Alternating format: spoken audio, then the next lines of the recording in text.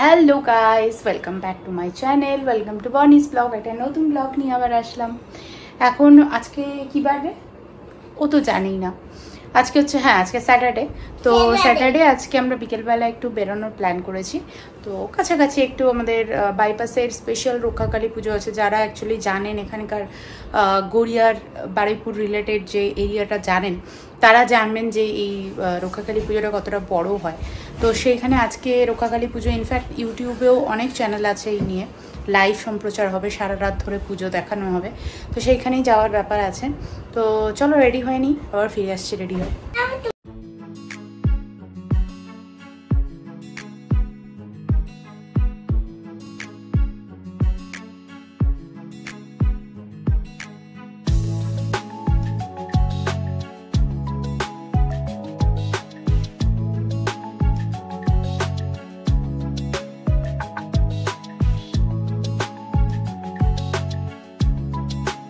পুজো একটা সাইডে হয় আর একটা সাইডে ঠাকুরের ভোগ রান্নার জন্য পুরো হালাইকর দিয়ে রান্না করা হয়।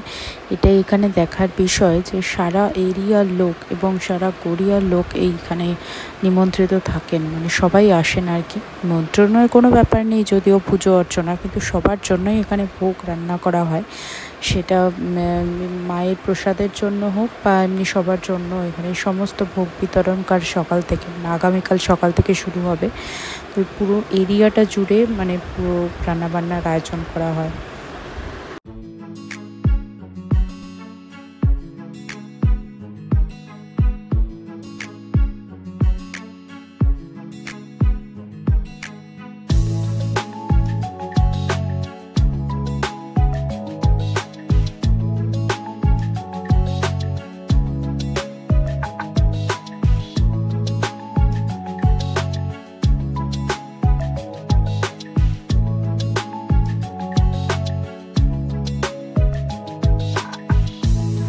সারা রাত জুড়ে এখানে রান্না হবে। তো অলরেডি এখানে শুরু হয়ে গেছে সবজি কাটার ব্যাপারটা।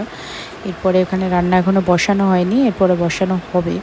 তো এই জিনিসটা এখানে সবচেয়ে বেশি মানে অ্যাট্রাকটিভ লাগে যে এতজন হালাইকর দিয়ে পুরো রান্না, অর্ধেক রাস্তা জুড়ে, বাইপাস রোডটা অর্ধেকটা পুরো কভার আপ করে এই জিনিসটা হয়। আর এখানে হচ্ছে মায়ের এই জায়গাটা সেভাবে আমি তুলতে পারিনি, কারণ এত ভিড় ছিল, কোনোভাবেই আর কি দেখিয়েছি, তাও যতটা চেষ্টা করেছি দেখানো যায়।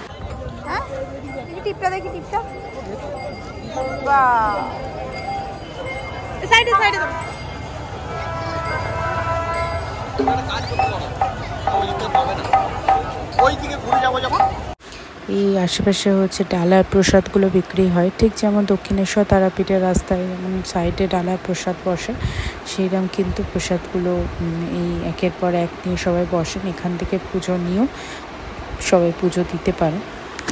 আর এখানে একটা লাইভ সম্প্রচার হচ্ছিল, ওনাদের নিজেদের কিছু লাইভের চ্যানেল আছে ইউটিউবে, তো সেইখানে লাইভ সম্প্রচার হচ্ছিল। আমি যেহেতু ভিতরে ক্যামেরাটা দেখাতে পারিনি, তো সেই জন্য মানে পুরো লাইভটা ঠিকঠাকভাবে আসেনি, কিন্তু এইখানে পর্দাতে আমি তোলার চেষ্টা করেছি।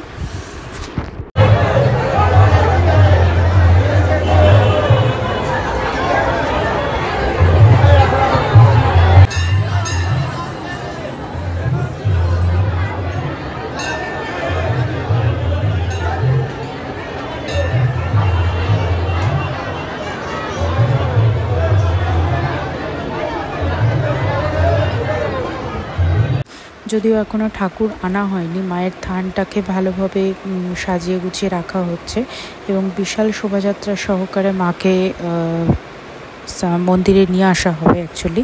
তার জন্য অলরেডি সবাই বেরিয়ে গেছেন। তো বিশাল শোভাযাত্রা এখানে বের হয় মাকে আহ্বান করানোর জন্য, মানে মায়ের মূর্তি আনার জন্য সারা রাত ধরে বিশাল মানে শোভাযাত্রা সহকারে ঠাকুর আসে।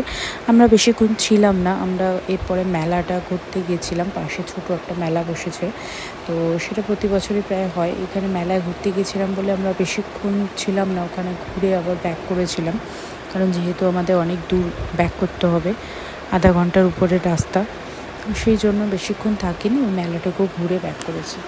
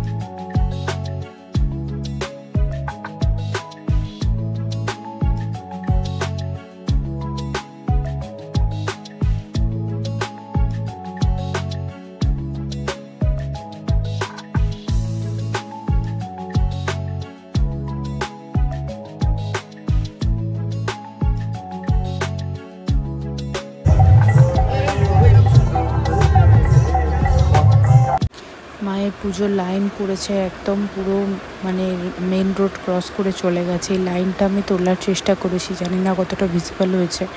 মানে লোক সংখ্যা এত বেশি যে প্রপার কিছু শ্যুট করার জায়গা থাকে না। এই যে লাইন আস্তে আস্তে এগোচ্ছে, আর লাইন ছাড়িয়ে চলে গেছে পুরো ঢালাই ব্রিজ ক্রস করে। চলুন আজকের মতো এই অবধি, দেখা হবে আবার নতুন একটা ব্লগ নিয়ে। ভালো থাকবেন, ধন্যবাদ।